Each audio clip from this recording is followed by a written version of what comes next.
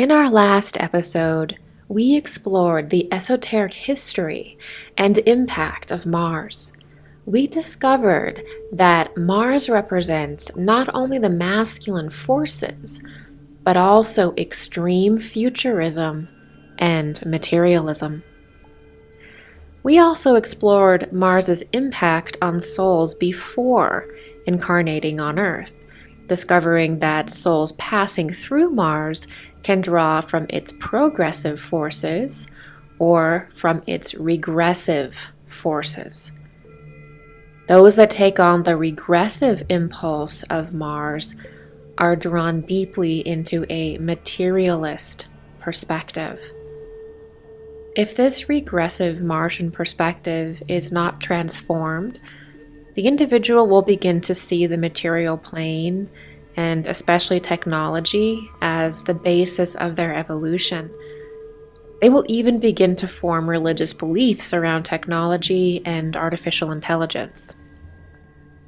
This ideology, overall, represents the final descent and destruction of mankind. It can also be seen as the regressive or devolutionary timeline of mankind. And if this materialist Martian impulse is not transformed, it will lead to the complete destruction of humanity's form, or of the human form or the human body. Today, we are going to go even deeper into the religious ideology of what we can call the regressive Mars group on the planet.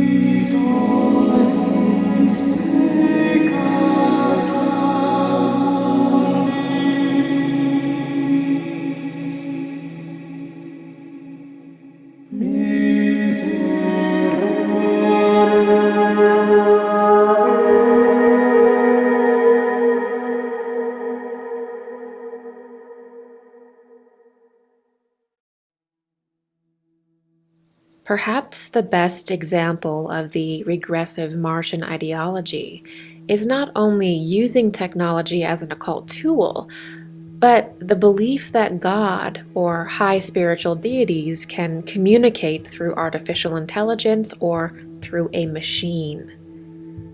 In our modern times, we can see that light and dark occult groups can be split into two orders. One is rooted in organic nature and the other synthetic. Higher spiritual practices are organic in orientation, meaning that they work with or harmonize with nature and the cosmos.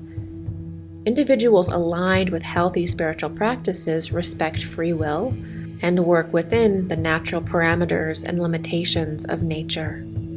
They do not seek to gain energy through dominating others, and instead seek to surrender their ego to embody and serve Christ consciousness. Lower occult practices, often referred to as dark occult practices, are an inversion of natural order and are synthetic and inorganic in nature. What does this mean? It means that dark occultists play God and work from a selfish nature. Their goal is to use spiritual energies for personal gain. In order to participate in this level of the occult, the individual will likely have a might is right mentality and will not be able to perceive the interconnectivity of all life. Individuals who function within this darker level of consciousness want power, domination, and control. They are not looking to be part of God. They are looking to play God. Unfortunately, those that choose this path are weakened by it, precisely because man is not a god and cannot operate on that level in this plane. This means that the more one participates in such behaviors, the more degenerate they become, the more their mind and form breaks down and becomes limited. Over time, they sense this weakness and degeneracy within themselves, but wanting power and control nonetheless, they turn to technology and external modifications in an attempt to overcome and recreate the part of themselves they dissolved while participating in destructive ideologies. This is where the individual within a dark occult circle begins to not only use technology in an attempt to connect to higher realities, but depend on it to maintain power in a world that is advancing beyond them. Over time, technology replaces the human being in spiritual rights and also in form. All of this occurring because their own consciousness is so degraded within them that they are trying to make up for what they have lost. In contrast, those that develop properly learn to master themselves and the material realm. Technologies are not even considered spiritual or used in that capacity to the genuine spiritual adept. Ultimately, when used in that way, they are seen as degenerative. So, if the regressive group from Mars is a materialist group in its ideology, and it would seek to use technology and AI religiously, what would that look like exactly? How would that manifest in our world? Well, you might see something like a channeling circle, or some kind of psychic circle where individuals are channeling an entity and then getting information, or some kind of psychic reading. And the psychic is then removed and replaced with a machine. So it's the removal of an actual individual who is organically able to communicate with spiritual realms through going inward and essentially earning that life after life. It's the removal of that entirely and replacing that with a machine. So now you don't have to deal with a psychic or a person, and you can just use a machine to do it. And of course, you have a lot more control over a machine than you do trying to work with a human being. There's a lot of protections, and there's a lot of spiritual laws that protect human beings from going to certain places and things like this. But with a machine, you can just have it do whatever you want. And so for these individuals, it's a complete shortcut, even though a machine, being inorganic, cannot actually access the higher planes at all. They can only access what is already created in the 3D plane or around the earth that is already created. So it's not really even a replacement for a human being. It's just the degradation of the entire spiritual process of spiritual connection. Another way where it could look that way is through actually hooking up psychics to machines.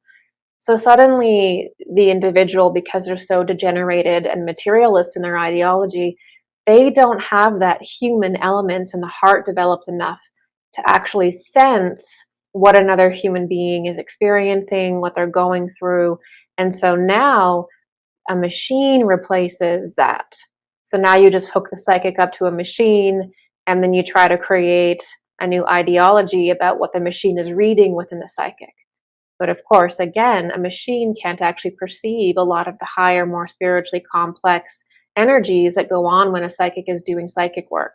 So again, you're getting this degenerate replacement. And there's also the ideology among individuals who are part of this techno-spiritual religion that the machine is more pure than a human. And so they actually think that a machine is more neutral, more pure, and that human beings are damaged or human beings are inferior to machines. And this is from a lack of personal development and a lack of heart development and a lack of, quite frankly, the feminine impulse in their being, is they no longer understand their own humanity and the sophisticated nature of their spirit, that they actually think that an inanimate object that they create is more pure than themselves. And so this is also one of the tenets in this AI techno-spirituality, is the belief that machines are more pure than a human being, more neutral than a human being. And thus, when you have that ideology, there's no real need to purify yourself, to purify your mind, to spiritually evolve yourself, because you can just use this machine, and it seems like you're bypassing that whole process. At least it does in the beginning. And also, it can look like the desire to have spiritual deities or spiritual forces try to enter into the 3D plane using technology. So you have certain technologies that can thin the veil or pierce the veil, and thus allow certain entities to come in. So you're actually using a machine to summon an entity. Or eventually, when this techno-spiritual religion gets very advanced, they'll try to incarnate certain disembodied demonic entities into machines or into human beings who are emptied out and who will essentially become possessed by these darker forces they worship that need a form. And so this is the very dark aspect about this whole techno religion, is that it's totally destructive to human consciousness. And at its absolute worst, where it peaks, is the emptying out of the human consciousness entirely and the replacing it with, essentially, through transhumanism, through genetic modification, disembodied entities that are so divergent in their nature that they can't actually take a form. They can't actually live in a human form. The human form and consciousness is too perfect, too perfected for them. That's how degenerate these entities are. So they need a modified form, and try to tell humanity that the modification of the form, the hybridization of the form, genetic modification is good. But in reality, it's creating a divergent form in which these entities can enter the human being and take it over. So that is one of the main tenets of this techno religion, is the distortion and degradation of the form using technology and using genetic modification. And it will be shown to humanity as though it's the future, as though it's the best thing. And of course, the individuals will not use any spiritual terminology at all, very loosely, because these individuals that belong to this techno religion have convinced themselves that they're often atheists, or that the kind of spirituality that they have, which is completely science-based and using machines and things like this, that it is real. And that the traditional esoterica of the past is primitive. Meanwhile, they're literally using the same energies, the same forces that any other practitioner is that is not degenerate. And so it's just this strange inversion and wacky denial of what they're participating in. You know, they're doing spiritual rites, they're doing spiritual rituals, but because they're using a machine, or because they're a scientific materialist, they don't think that they're interacting with the spiritual world at all, or they create different names, or they just think it's more real because it's done in a certain way. So they're completely in a kind of delusion many times, as to what they're actually doing and what they're actually communicating with.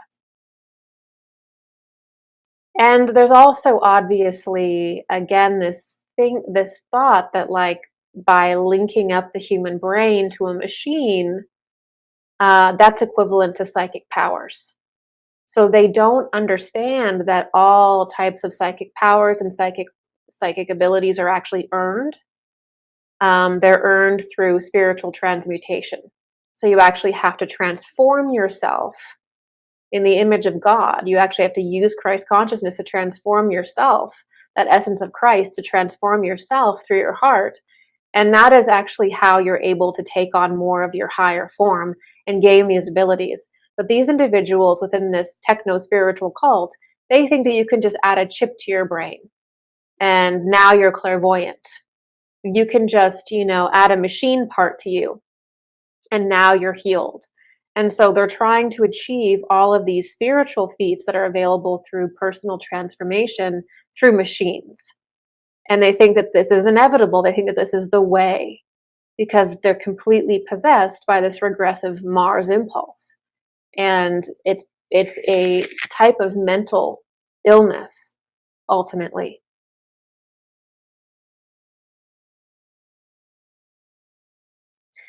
The other belief that they have in this techno-Martian spiritual religion is that human consciousness can actually be also uploaded or downloaded into a machine.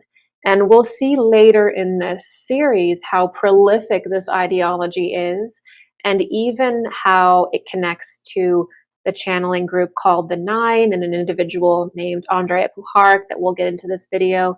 But ultimately, yeah, these individuals within this techno-spirituality believe that they can actually upload, or they tell people this anyway, that you can kind of do mind uploading and you can transfer your soul into a machine. When you watch somebody sitting in a room with maybe some goggles or maybe just with a screen all day, is he trapped inside this small room? Or is he or she, liberated into the immaterial realm of cyberspace, of the metaverse? And this theological battle from 2,000 years ago is now becoming a real battle about how human life would look like in coming generations and what is the role of our bodies. I mean, are they important in any way?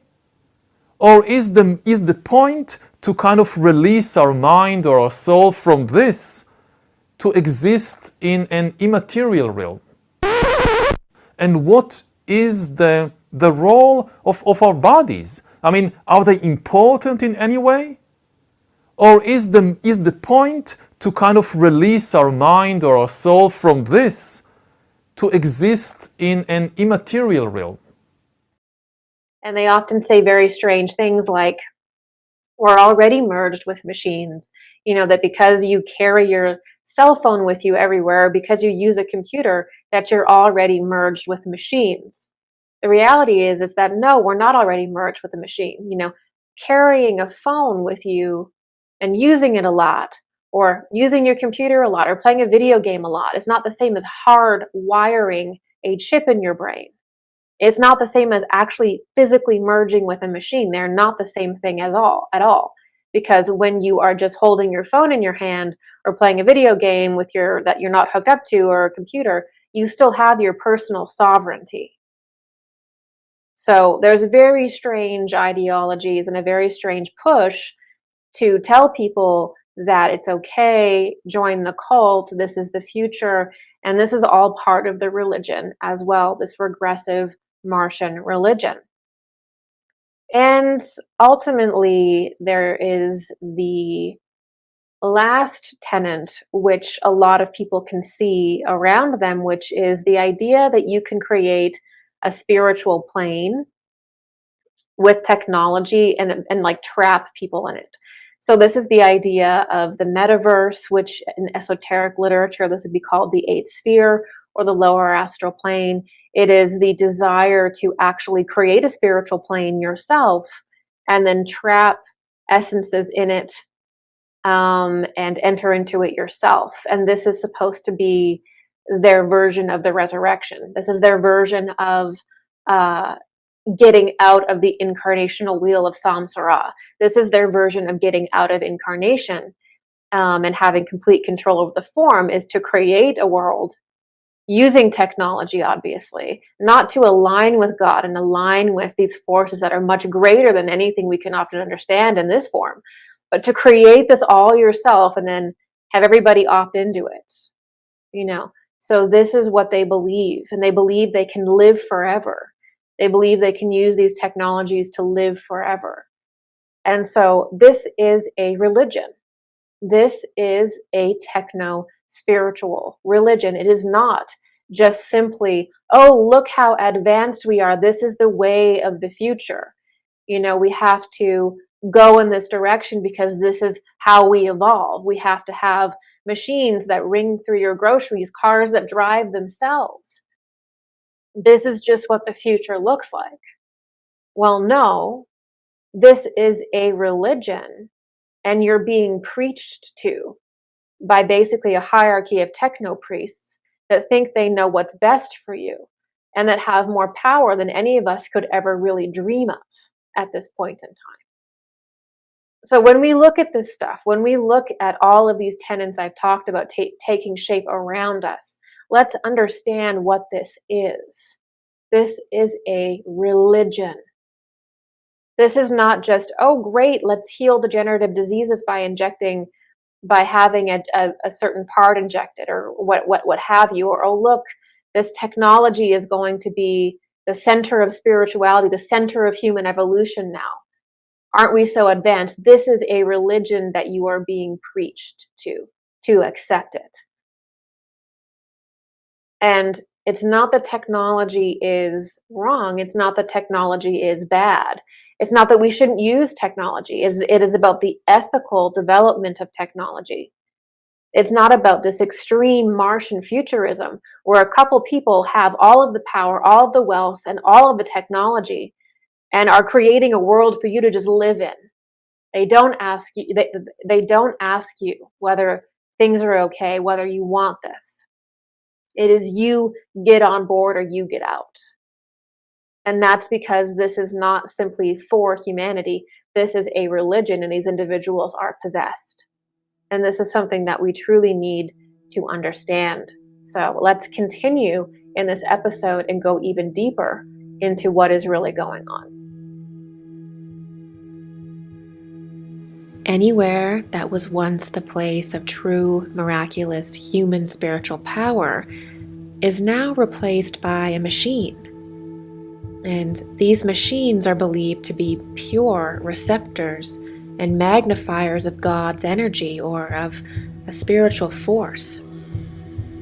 Essentially, the tech is used for spiritual purposes, and then humanity has to merge with the tech once it's spiritualized. In this Martian religion, technology is viewed as a more pure vessel for spiritual connection than the human being. This could be because the individuals creating this technology that have this dark religious view of technology see themselves as too impure to actually be the channel for spiritual forces. Now that we have established that the regressive Martian impulse pushes humanity to spiritualize with machines and then ultimately has to merge with them, let's take a look at an example of this. In particular, an individual named Andrea Puharich and the infamous Council of Nine. Let's go back to around the 50s with the rise of a very controversial figure in ufology and the New Age called Andrea Puharich. So let's discuss Andrea Puharich. Sometimes he's actually known as Henry Puharich or Andrea Puharich. If you're looking up the Nine, if you're looking up this individual, you might find him underneath those two names. So Andrea Puharich is famous for basically creating this channeling circle that communicated with an artificial intelligence called the Nine. And the Nine actually goes on to become one of the most popular and influential entities or groups, actually probably in the world, definitely in the Western in Western society. The channelings and the teachings of the Nine enter the New Age. They enter ufology. They have a lot of support. They have very famous individuals involved. And it's funny because for the influence that they have and for the influence that Andrea Puharich has, you really don't hear a lot about them, and you really don't hear a lot of criticism of them or a lot of the deeper, kind of more concerning issues with them. I personally think that this individual and this group embodies the Martian impulse, the regressive Martian impulse, by worshiping and connecting with artificial intelligence. And probably one of the most influential things that Andrea Puharich does is he begins to merge the individual with the machine. And he begins specifically to create a very strange version of techno-spirituality or techno-religion. And this really didn't exist at all before him, not in the impact and how extensive it became. So let's get into Andrea Puharich and more about him. So the reason why Andrea Puharich is criticized, usually when people do some digging and find out anyway, is because how Andrea Puharich got all of his channeling methods and his techniques to communicate with the spiritual world was actually through the infamous MK Ultra program. Yes, so you heard that right. Probably the biggest narrative in the New Age and ufology, the one that we talk about in this series, is directly connected to Andrea Puharich, who developed all of the techniques through the MK Ultra program. And now the MK Ultra program, sometimes called Mind Control Ultra, is a massive topic in conspiracy. So there's no way in this episode that I'm going to be able to introduce you to that idea, what happened to people.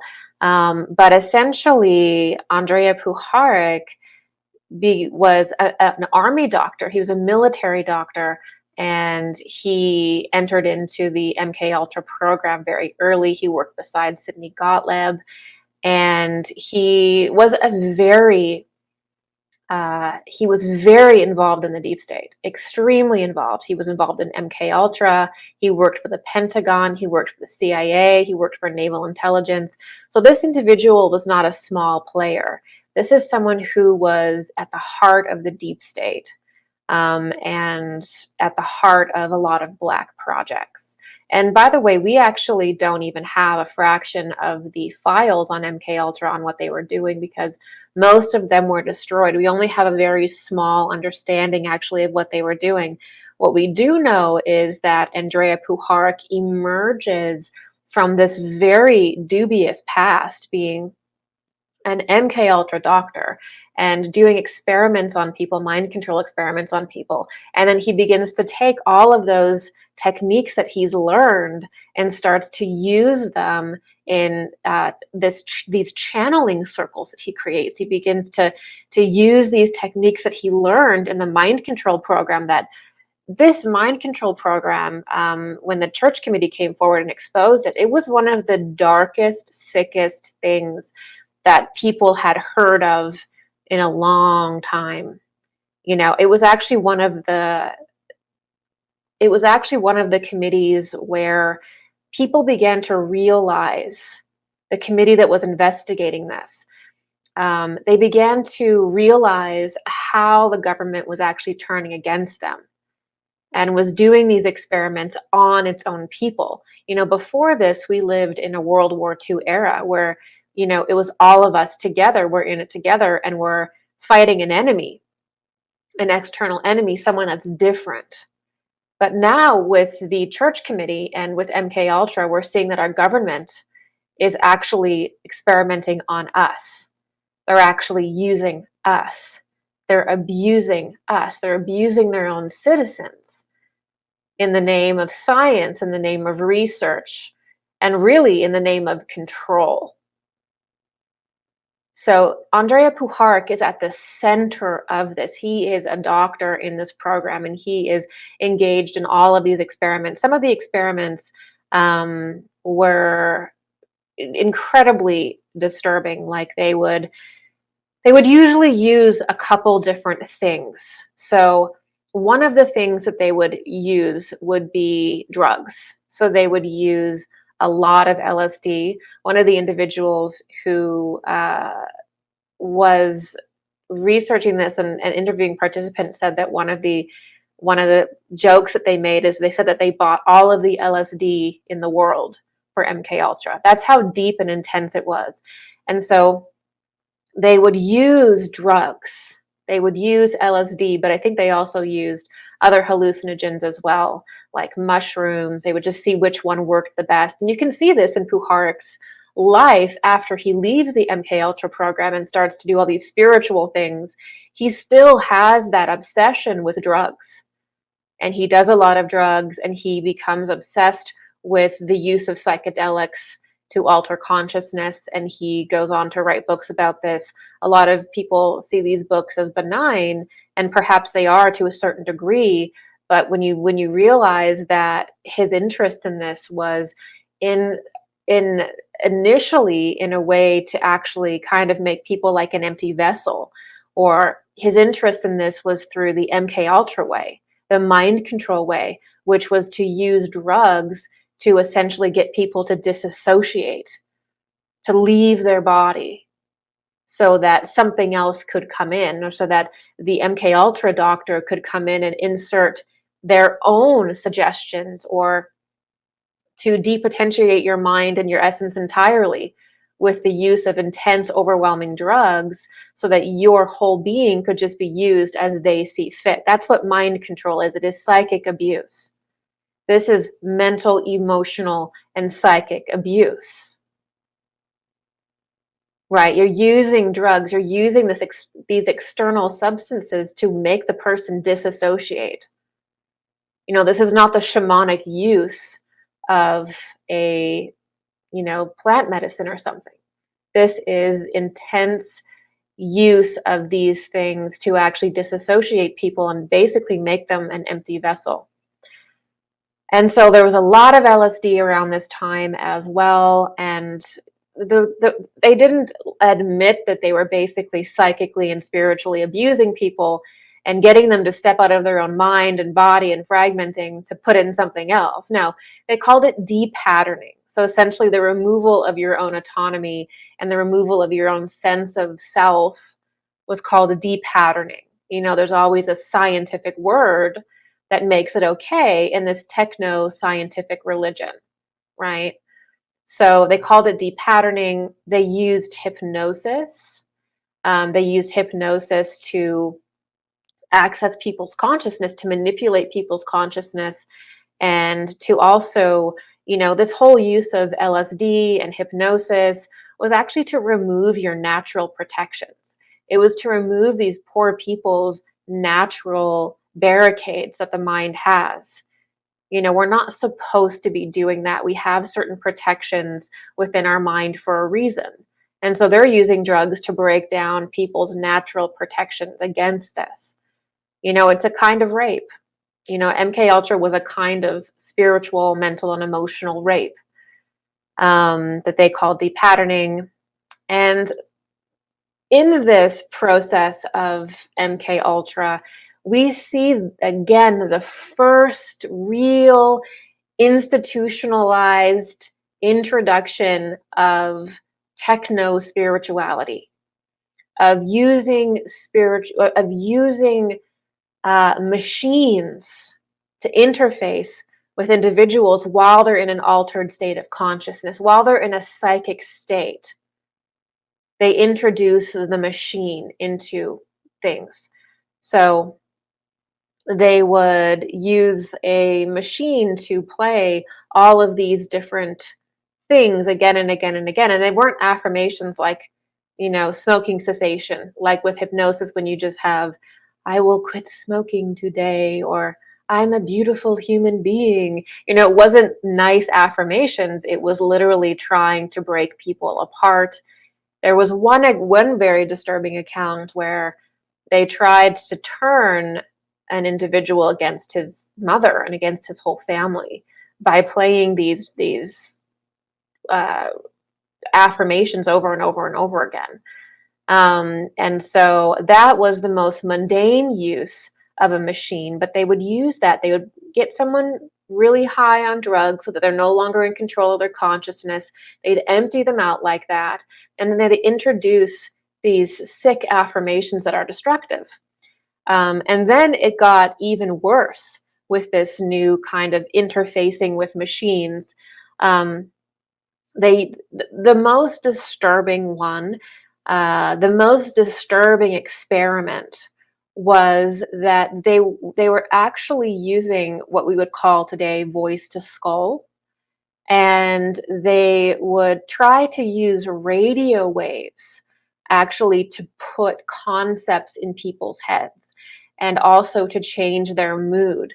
And so they were actually experimenting with putting information in people's minds through radio waves, perhaps even changing people's mood through introducing certain radio waves, maybe even creating certain sensations in the body through waves, invisible waves that could be emitted from some transmitter somewhere.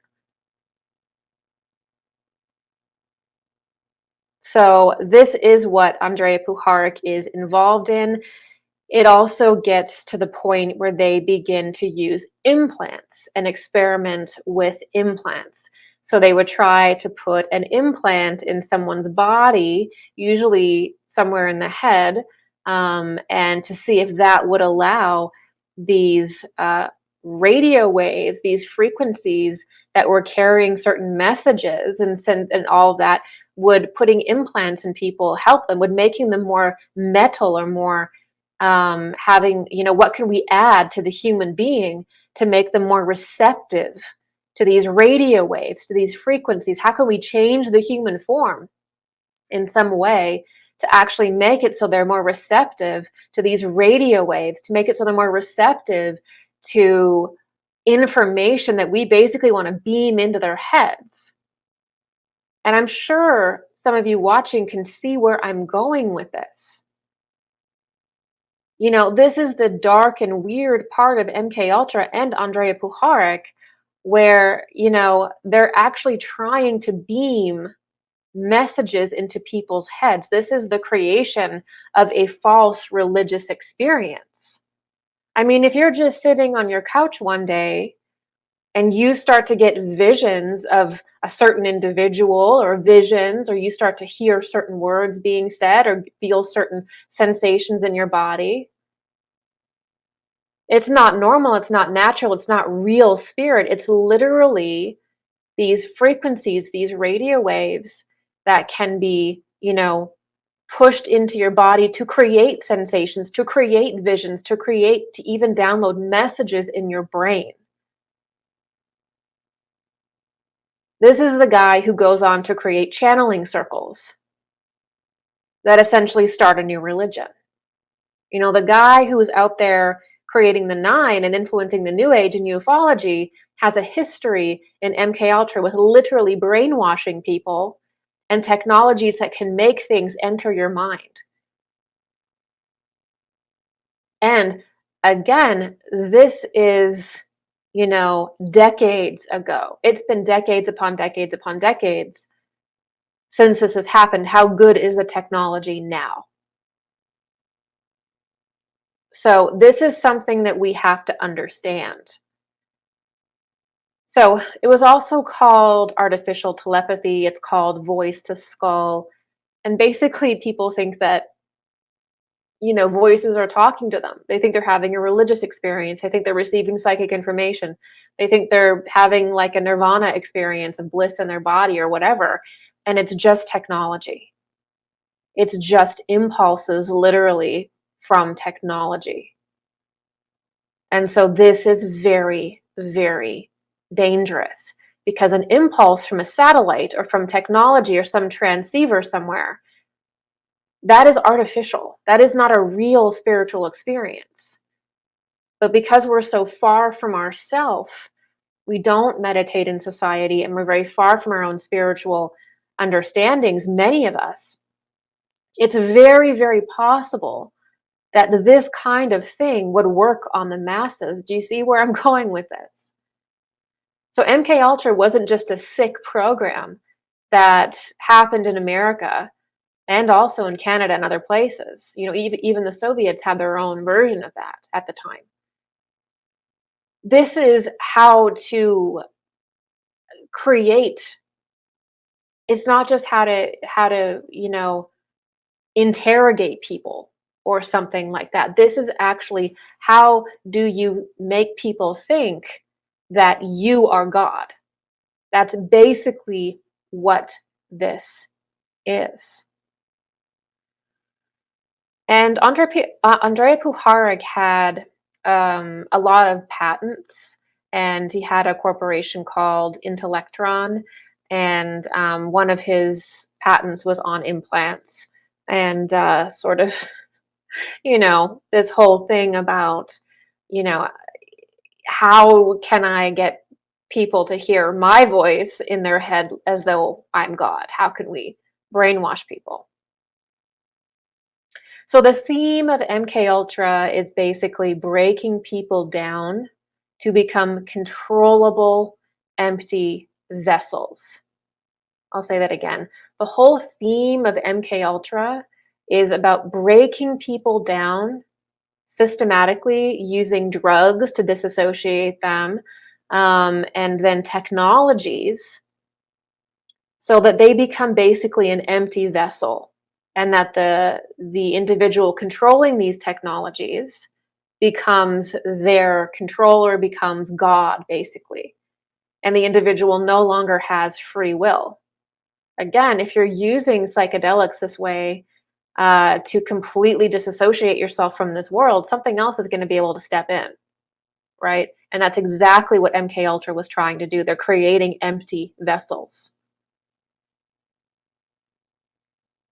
And through this, again, we can see this introduction of techno-spirituality. So for the first time, we're really seeing the tenets of techno-spirituality, which is heavy drug usage, LSD or psychedelics, to disassociate and break the person down. And then you're also seeing technology being introduced as the new governing principle within that being, within that person. So in a lot of ways, MK Ultra is the precursor to transhumanism. It is the precursor to the false religion. It is a total precursor to a lot of the things that are going on now, which a lot of people actually do understand. But Andrei Puharich, he obviously, MK Ultra gets shut down. People are horrified. The church committee comes forward, examines it, and people are horrified. A lot of the files from MK Ultra obviously get burned or destroyed because it's essentially crimes against humanity. And Puharich's out of a job, And so this is where Puharich ends up leaving, and he does write some very strange essays and does some presentations for the Pentagon. One of them was how you can use mind control in warfare and things like this.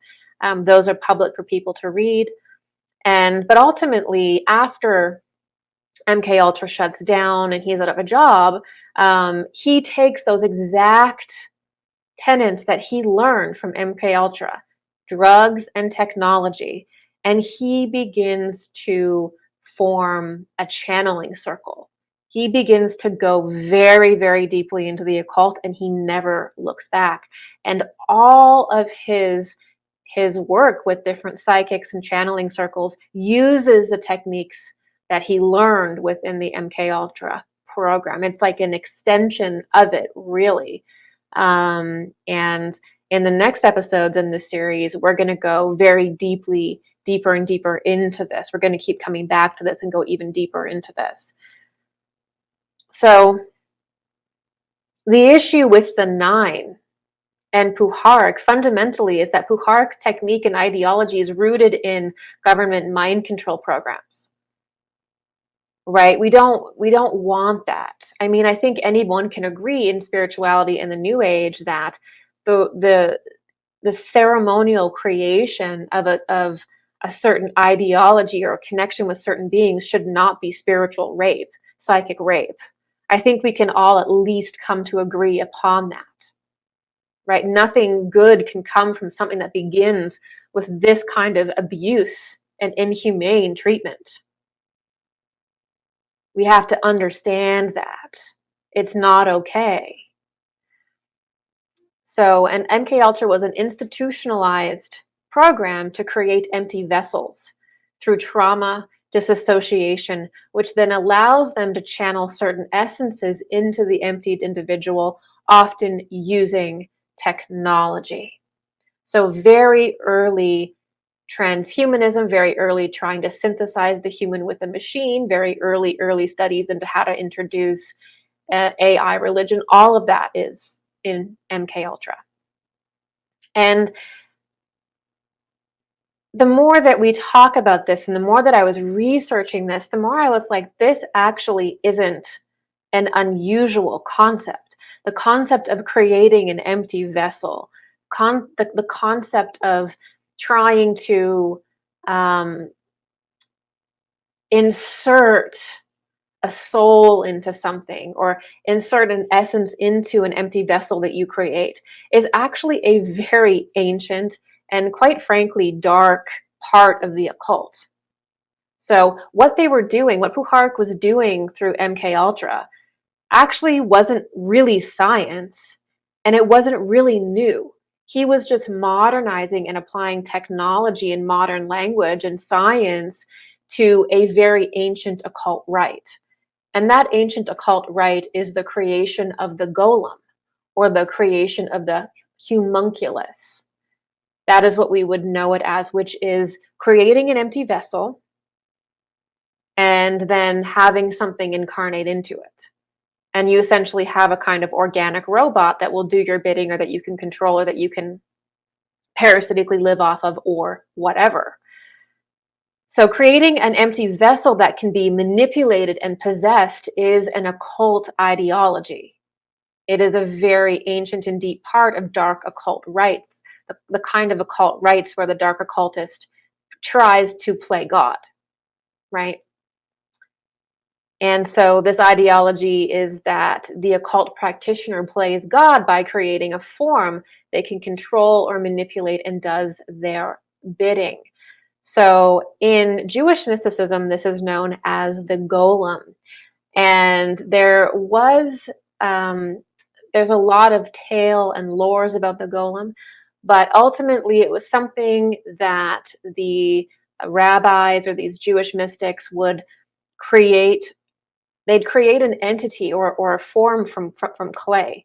That's kind of a mirroring of the Bible, obviously, because Adam is formed from clay. And so they take clay and then they shape out this entity, this being, and then they write a certain 3 Hebrew letters on the head, and then ultimately that allows that entity to be possessed by some kind of soul that they channel into it, some kind of entity that they then channel into it. And how they do this is actually a very intense occult rite, because they actually have to chant certain words at certain times over and over and over again. And it's actually an extremely intense occult rite to create one of these golems. And it takes a long period of time. It's kind of like creating a real physical egregore that does your bidding.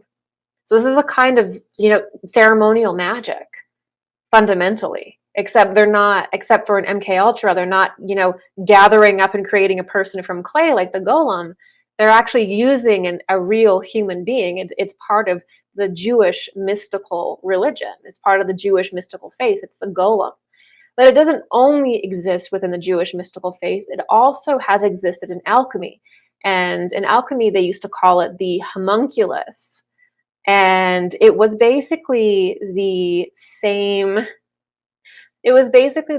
concept, except it would get a little bit more strange in how these beings were created. One creation of the homunculus was basically taking the intestines of a horse and just putting sperm in it, and then doing various rites around it and giving it certain time and heat.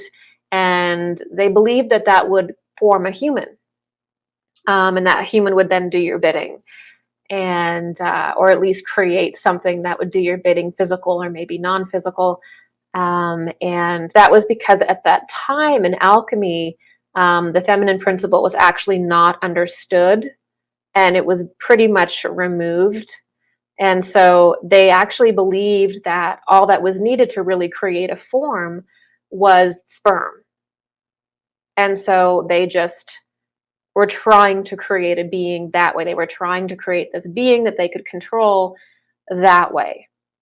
And so again, you see this removal of the feminine in creation with the homunculus, with the golem. It is trying to create forms without it going through a womb, without it going through a woman, which means it's not going through the proper creative process, which means you 100% are going to get a monstrosity. If you try to create life, to create a being, to create an entity, and it does not go through a woman, you are going to create a monstrosity. Not only that, you are not going to be able to have anything that's viable in an evolutionary sense. So it's going to be a dead end. It's going to be a dead end genetically. So this also harkens back to Mary Shelley's Frankenstein. You know, the MK Ultra program is very much a very Frankenstein program. They were literally inserting implants into people to try to change, to try to open them up to receiving radio waves with, you know. So it is absolutely a Frankenstein ideology as well. You know, this is the kind of occult ideology and direction that this group is moving in. It is the use of, it is the first intense use of technology and spirituality. It's that first intense techno-spiritual religion. We see it here. And it's really important to understand that. In the dark occult, the creation of vessels is a serious line of study and practice. In some circles, it's a religion, a techno-religion, and some individuals even believe that they can transcend the material plane, not through purification and love, but through technology alone. Today, we have explored the regressive Mars impulse in humanity through the establishment of techno-spirituality. Techno-spirituality is a modern form of dark occult practice that slides under the radar under the guise of science. At the helm of the early techno-spiritual occult practices was an individual named Andrea Puharich, or Henry Puharich. Puharich is known today for creating the influential spiritual group called the Nine. Puharich learned how to summon this entity through practices he established in the controversial MK Ultra program, or mind control program. These practices included the use of hallucinatory drugs to remove the individual's ability to control their own mind. Once this was done, machines and even frequencies or radio waves were often introduced to relay orders or instructions. Over time, the individual can no longer recognize their own mind and essence, and thus they become an empty vessel. In traditional or light spiritual practices, The purification of an individual is how we open ourselves to higher forces. However, in dark occult practices, purification is avoided or seen as weakness or misunderstood. And instead of purification, they force their consciousness open or other people's consciousness open using drugs. This is significant because the producing of an empty vessel is an occult rite. In fact, it was an occult practice long before it was a scientific one.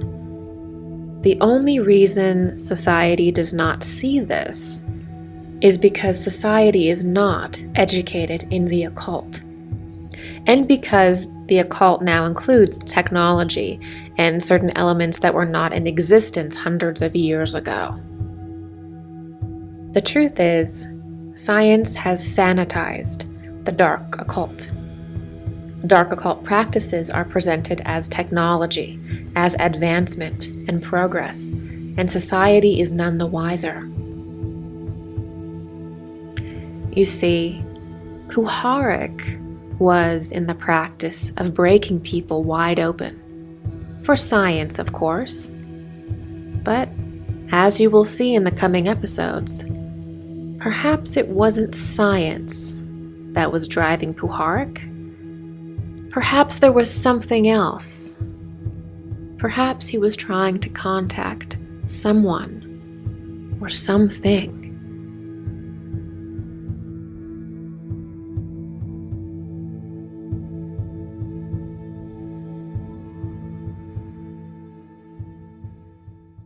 Thank you so much for joining me for this episode of the Mars Mysteries. We will dive even deeper into Puharich and the Nine in our next episode. Please don't forget to like this video, leave me a comment, and of course share it on your social media to ensure that this information gets out.